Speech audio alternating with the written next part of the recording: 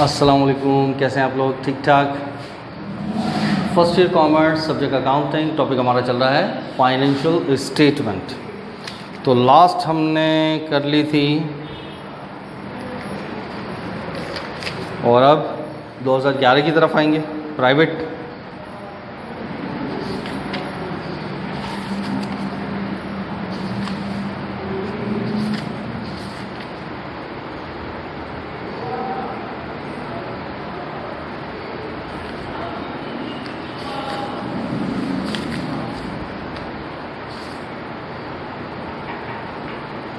ग्यारह private, question number 8।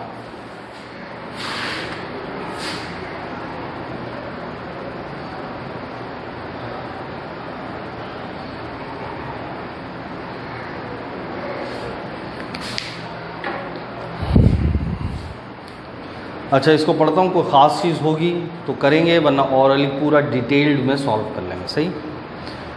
Required क्या, वो इनकम बैलेंस शीट बनानी है। सवाल में कैश है, अकाउंट रिसीवेबल है, मर्चेंट ओपनिंग है, अनएक्सपायर्ड यानी प्रीपेड इंश्योरेंस है, purchases, transportation in, sale discount, sales, equipment, drawing और रेंट एक्सपेंस। अच्छा, अकाउंट्स पेबल्स और सेल्स है, रेवेन्यू है, कमीशन, सेल्स रेवेन्यू है, कमीशन इनकम है, परचेज रिटर्न है, long term liability, capital, merchant ending, unpaid मज़ीद देना है, इंश्योरेंस एक्सपायर्ड, असल इतना खर्चा, डेप्रिसिएशन। सवाल में तो कुछ भी नहीं है। ऑरली सॉल्व करें।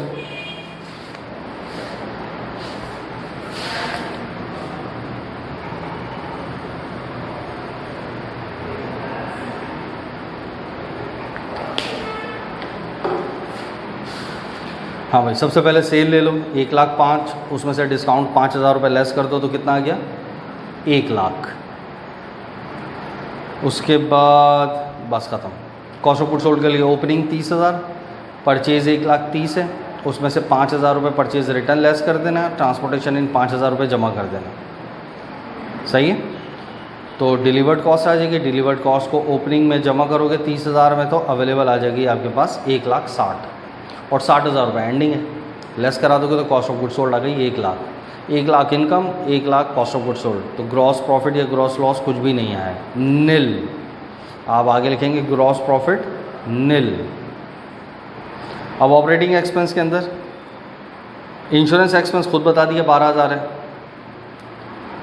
रेंट एक्सपेंस 2 बच गया तो खर्च कितना हुआ फिर? 27। डेप्रिसिएशन खुद बता दिया 4, बस 3 खर्च हैं तो 43 लेस करा दो तो 43 ही आपका ऑपरेटिंग लॉस आ गया। और एक इनकम दिख रही है आपको, कितनी थी? 7,000। वो जमा कर दोगे तो 36,000 का नेट लॉस आ गया। ठीक है, बस खत्म। बैलेंस शीट तो बना ही लोगे। ये भी बता दूं, कैश 40, अकाउंट रिसीवेबल 35, मर्चेंट 60 और प्रीपेड इंश्योरेंस 8।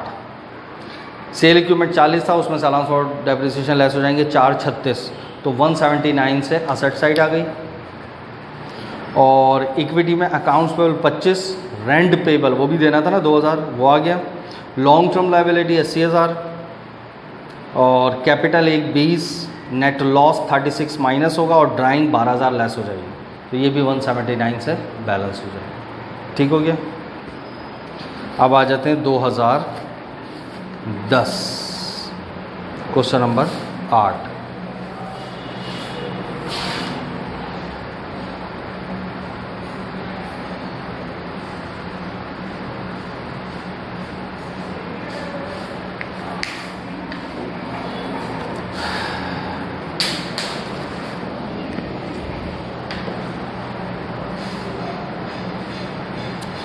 इसमें क्या है भाई?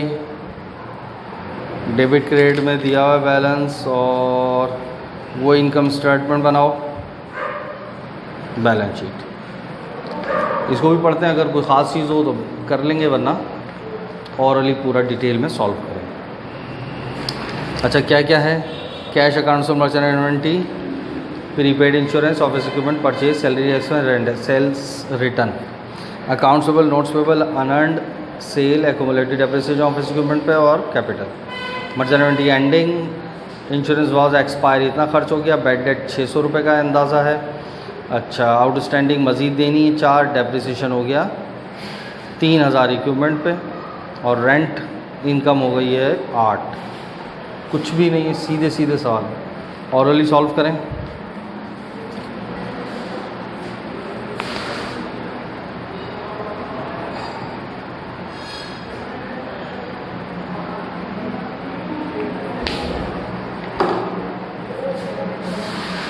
हाँ भाई, सेल 2 लाख और रिटर्न लेस हो जाएगी, सेल रिटर्न 5, तो आ गया 195 नेट। और cost of good sold opening है 60,000, परचेज़ उसमें जमा हो जाएगी 170, और परचेज़ रिटर्न नहीं है और ट्रांसपोर्टेशन भी नहीं है, तो बस दोनों को जमा कर लो। 2,30,000 अवेलेबल आ गया, 80,000 रुपये एंडिंग लेस हो गई, तो 150 आ गई cost of good sold. 195 net cell में से लेस हो जाएगा, तो 45,000 रुपये का ग्रॉस प्रॉफिट। खर्चों में सैलरी ऊपर था 10,000 और 4 और एक्रूड देनी है, तो 14 हो गई। इंश्योरेंस 4,000 रुपये खुद ही बताया हुआ है, बेड डेट 600 रुपये खुद ही बताया हुआ है, डेप्रिसिएशन 3,000 खुद ही बताया हुआ है। 21,600 के खर्चे लेस करा दो, तो 23,400 तुम्हारा ऑपरेटिंग इनकम आ गई, और उसमें मज़ीद रेंट इनकम और ऐड हो जाएगी 8,000, तो 31,400 नेट इनकम आ गई। और बैलेंस शीट में भी कोई ख़ास चीज़ नहीं है, कैश 40 है, अकाउंट्सेबल 20 में से allowance of bad debts less होगा 600 रुपये, 19,400 आ जाएगा। मर्चेंट एंडिंग 80 है, और प्रीपेड इंश्योरेंस बचा था ना 2,000। इक्विपमेंट 30 था, 5 अलाउंस फॉर डेप्रिसिएशन, क्योंकि पहले से 2 था, 3 इजाफा हुआ तो 5 हो गया, तो 166,400 से असेट साइड आ गई। इक्विटी के अंदर अकाउंट्स पेबल है 18, नोट्स पेबल है 12, अनअर्नड कितना रह गया था, 4 रह गया था ना पहले। क्या नाम है, अनअर्नड कितना था 12, 8 इनकम तो 4 रह गया, और सैलरी मज़ीद देनी है 4। कैपिटल 97 और इनकम हुई थी 31,400, तो ये भी 166,400 से बैलेंस। कोई ख़ास चीज़ नहीं थी सवाल में, कोई बात होगी तो कर लेंगे। अच्छा, इस तरह हमारा टाइम बच जाएगा। तो 10 हो गया, 9 पर आते हैं। 9 क्वेश्चन नंबर 8।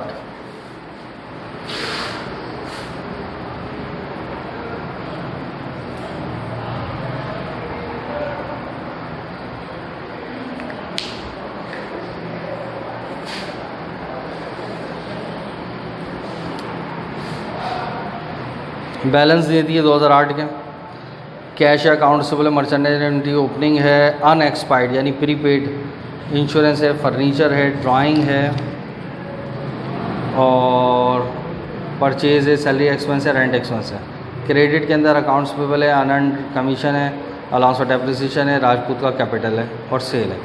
मर्चेंडाइज एंडिंग है, इंश्योरेंस एक्सपायर्ड बाय, इतने रुपए खर्च हो गई, खुद बता दिया। बेड डेट्स 2% है सेल का, डेप्रिसिएशन 10% है, कॉस्ट ऑफ फर्नीचर का, सैलरी मज़ीद देनी है, अनअर्न्ड इतनी आमदनी नहीं है।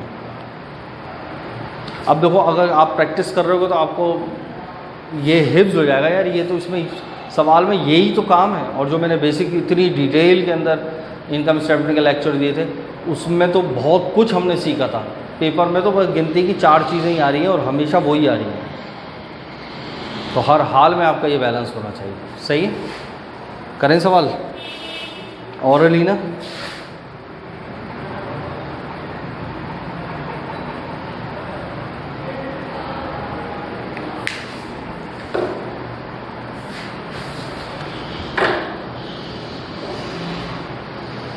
तो 2009 क्वेश्चन नंबर 8। हाँ भाई, सेल कितनी है 50,000 की, ना रिटर्न है ना डिस्काउंट है, कुछ भी नहीं है, तो यही आपकी नेट है ना। अब कॉस्ट ऑफ गुड्स सोल्ड की हेडिंग आएगी, ओपनिंग 5,000 है, परचेज 40 है, और कुछ भी नहीं है, दोनों को जमा करो 45 अवेलेबल आ गया। एंडिंग है 6,000 लेस करा दी, 39 कॉस्ट ऑफ गुड्स सोल्ड आ गई। 50 में से लेस करा दिया, 11,000 रुपये का ग्रॉस प्रॉफिट। अब कुछ खर्चे दिख रहे हैं, सैलरी 15 और एक और लेनी है, तो 16 हो गई। रेंट बस एज इट इज़ आ गया 2,000। इंश्योरेंस एज इट इज़ खुद बता दिया 2,000। बेड डेट्स सेल का 2% 1,000।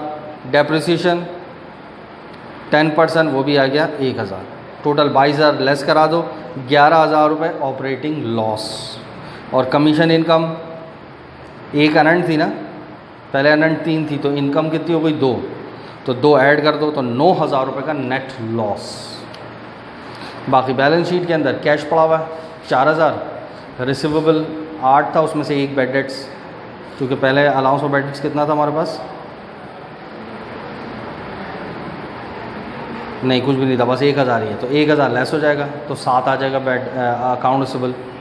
मर्चेंट वारंटी 6,000 और प्रीपेड इंश्योरेंस कितना बचा था 1,000 रह गया था। और फर्नीचर 10 में से 4 लेस करा दो, क्योंकि हमारे पास पहले से 3 था, 1 अभी हुआ था, तो 4 लेस हो जाएगा तो 6 आ जाएगा, तो 24,000 के टोटल असेट हो गए। इक्विटी में अकाउंट्स पेबल है 7,000, सैलरी है 1,000 मजीद जो देनी है पेबल, और अनंट कितनी रह गई थी 1,000। कैपिटल 30,000, नेट लॉस था 9,000 लेस हो जाएगा, ड्राइंग 6 लेस हो जाएगी, ये भी आ गया 24,000 रुपये से बैलेंस है बैलेंस शीट। आसान हो गया। अच्छा है ना, हमारा टाइम बच रहा है ऑरली, लेकिन मैं जिस तरह ऑरली कर रहा हूँ ये आपको 10 दफ़ा लेक्चर सुन के आपने फिर उसको खुद से सॉल्व करना है, ताकि आपकी प्रैक्टिस अच्छी हो जाए। हाँ बिल्कुल सेम है तो फिर उसकी प्रैक्टिस नहीं करो।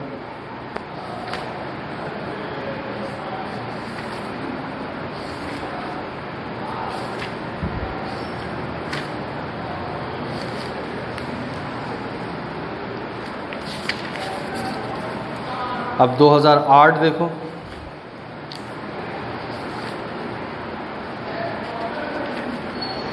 आठ का क्वेश्चन नंबर 3 आया, क्योंकि वो पहले अब वो चेंज हुआ करता था पैटर्न वगैरह।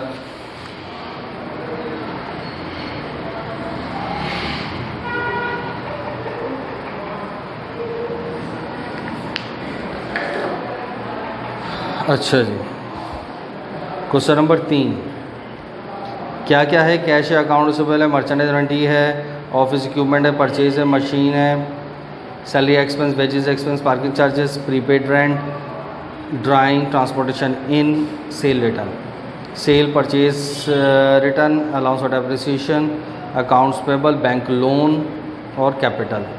आउटस्टैंडिंग सैलरीज मज़ीद देनी है, रेंट एक्सपेंस असल में इतना ही खर्चा है, बैड डेट्स 2% सेल का, डेप्रिसिएशन 10% और मर्चेंडाइज एंडिंग। इसमें भी सवाल के अंदर कोई भी चीज़ नहीं आ रही, नई चीज़ जो समझाने वाली है। सही है ना?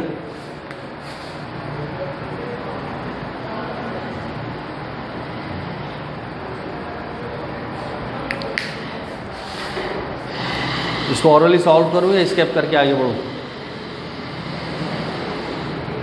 बताओ, कर दूँ ओरली? तो सेल कितनी है 2 लाख, रिटर्न डिस्काउंट लेस होते हैं, एक ही है रिटर्न 20,000, तो कितना आ गया 180 नेट। मर्चेंट की ओपनिंग कितनी है 30। अच्छा, परचेज कितना है 1,20,000, रिटर्न 2,000 रुपये लेस हो जाएगा तो 1,18 आ गया आपके पास नेट परचेज। ठीक है, और उसके बाद ट्रांसपोर्टेशन इन 2,000 रुपये जमा करा दो, तो 1,18 और 2 कितना हो गया, फिर दोबारा 1,20, ये डिलीवर्ड कॉस्ट, 1,20 और 30 जमा कर दो, 1,20 और 30 जमा कर लो, 1,50 अवेलेबल आ गया, उसमें से एंडिंग लेस हो जाएगी 20,000 रुपये, कॉस्ट ऑफ गुड सोल्ड आ गया। बस उसके बाद इनकम में से लेस करा दो, सेल में से तो ग्रॉस प्रॉफिट आ गया। अब खर्चे देख लेते हैं। खर्चे में rent expense as it is आ गया 8,000 रुपये, सैलरी 9 थी, 4.5 5 और देनी है तो 15,500 आ गई। बैड डेट्स 2% नेट सेल का, तो 180 का 9% क्या था 3,600। डेप्रिसिएशन 10% 14,000। और कौन कौन से खर्चे हैं? Wages 4,000, packing charges 10,000। अच्छा, ये जो वेजेस और पैकिंग चार्जेस है ना, ये ऑपरेटिंग एक्सपेंस में भी लिए जा सकते हैं और ये परचेज में ऐड भी किए जा सकते हैं। जिस तरह हम ट्रांसपोर्टेशन इन ऐड करते हैं ना, तो वेजेस और पार्किंग वो वहाँ पर भी ऐड हो सकती है। पैकिंग सही, मर्ज़ी आपकी, यहाँ लो या यहाँ लो। खर्चे वर्चे सब लेस कराने के बाद नेट लॉस आ गया आपके पास 5100, याद रखना 5100 नेट लॉस। अब कैश बैलेंस शीट में 20,000, अकाउंट रिसीवेबल 15, 3,600 अलाउंस और बैड डेट से लेस हो जाएगा तो 11,400। अच्छा, प्रीपेड रेंट कितना बचा था? 2,000। Merchant inventory ending 20,000। इक्विपमेंट 40 का था और 4,000 रुपये अलाउंस फॉर डेप्रिसिएशन लेस होगा तो 36। मशीन 1 लाख की थी, 20,000 रुपये अलाउंस फॉर डेप्रिसिएशन लेस होगा तो 80, तो 169,000 से असेट है। इक्विटी के अंदर accounts payable 5,000, loan 20,000, salary payable 6,500, capital 145 है, नेट लॉस 5,100 लेस होगा और ड्राइंग 2,000 रुपये लेस होगी। टोटल 169,400 से बैलेंस आएगा टोटल बैलेंस शीट का। ठीक हो गया? चलो भाई, ये भी डन हो गया।